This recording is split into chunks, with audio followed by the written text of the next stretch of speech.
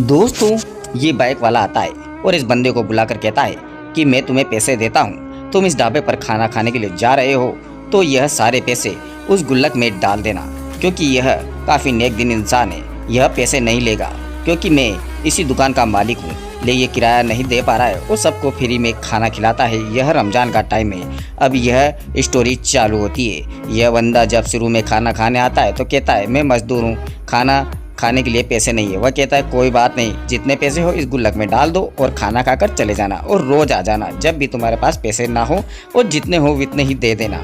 तभी किराएदार आ जाता है और कहता है अरे दुकान का किराया देना है या नहीं, यहाँ पर नौकर भी खाना रख रखा है। और यह कहता है कि क्यों भाई, तू ऐसे करेगा तो तुम 2-4 दिन में इस दुकान को खाली कर देना। नौकर सारी बात सुनता है तो वह भी कहता है कि मालिक आपकी दुकान तो बिकने वाली है और खाली होने वाली है, आप मेरा हिसाब कर दो। 2 महीने से हिसाब नहीं किया। वह कहता है अरे कुछ पैसे नहीं है, थोड़े दिन और रुक जा।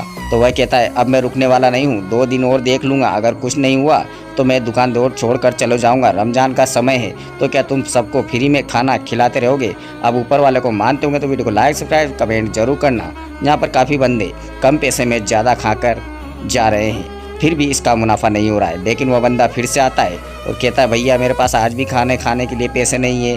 कि कोई बात नहीं, जितने हैं उतने डाल कर चले जाओ। और वह काफ़ी सारे उस पर पैसे डाल देता है। दुकानदार देखता है तो कहता है अरे इसमें इतने सारे पैसे किसने डाल दिया? शायद अल्लाह ने मेरी सुन ली। अल्लाह तो होता है और नेक दिल वालों की ज़रूर मदद करता है। वह उस दुकान पर काम करने वाले नौकर के भी पैसे दे देता है और कहता है कि मैंने तुमसे बदतमीजी की थी साहब, मुझे माफ़ कर दो, मुझे अपने मालिक के साथ ऐसा नहीं करना चाहिए। मालिक कहता है कि कोई बात नहीं, पैसे नहीं दिए तो ऐसा सुनना पड़ेगा।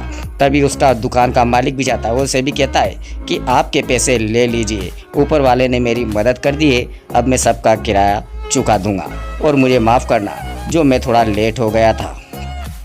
और यही सारा कारनामा किसी और ने नहीं, उसी दुकान के मालिक ने किया है, क्योंकि वह भी चाहता था कि रमज़ान में जब ये फ्री में खाना खिला रहा है तो मुझे इस तरह से इसकी मदद तो करनी चाहिए। लेकिन उसने मदद की और उस दुकानदार को पता भी नहीं लगने दिया कि आखिर में मदद किसने की है।